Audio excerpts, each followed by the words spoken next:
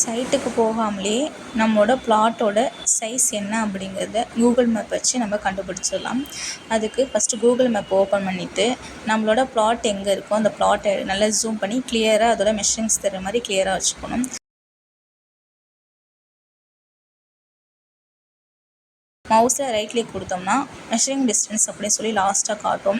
அந்த measuring டிஸ்டன்ஸை click பண்ணோம்னா நமக்கு ஒரு பாயிண்ட் க்ரியேட் ஆகும். அதுலேருந்து நம்ம மெஷரிங் பண்ணுற மாதிரி வரும். அந்த பாயிண்ட் நமக்கு எங்கே மெஷரிங் வேணுமோ அந்த இடத்துல வச்சு நெக்ஸ்ட் பாயிண்ட் நமக்கு எந்த இடத்துல வேணுமோ அதை மவுஸில் வச்சு கிளிக் பண்ணோம்னா நமக்கு அதோட லென்த்து கிடச்சிரும். மீட்ரு இல்லைனா ஃபீட்டில் ரெண்டுலேயுமே நமக்கு கிடைக்கும். கீழே அந்த நோட்டில் பார்த்தீங்கன்னா மீட்ருலேயும் காட்டும், ஃபீட்லேயும் நம்ம தெரிஞ்சுக்கலாம். நமக்கு ஸ்ட்ரெயிட் லைனாக இருந்துச்சுன்னா ஒரே டிஸ்டன்ஸ் வச்சு கண்டுபிடிக்கலாம். இன்க்ளைண்டாக இருக்குது வேறு மாதிரி இருக்குது அப்படிங்கும்போது நம்ம 2-3 பாயிண்ட் வச்சு கூட அதை வந்து கிளிக் பண்ணி எடுத்துக்கலாம்.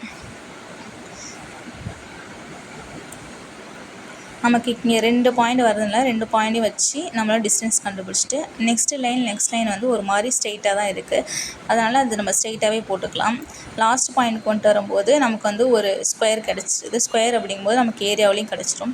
இப்போ டோட்டல் ஏரியா வந்து நமக்கு மீட்டர்லேயும் கிடைக்கிது, அதே மாதிரி ஸ்கொயர் ஃபீட்லேயும் கிடைக்கிது. அதனால் டோட்டல் லென்த் அப்படிங்கிறது மீட்டர்லேயும் கிடைக்கிது, ஃபீட்லேயும் கிடைக்கிது. இதை வச்சு தான் கண்டுபிடிக்கணும்.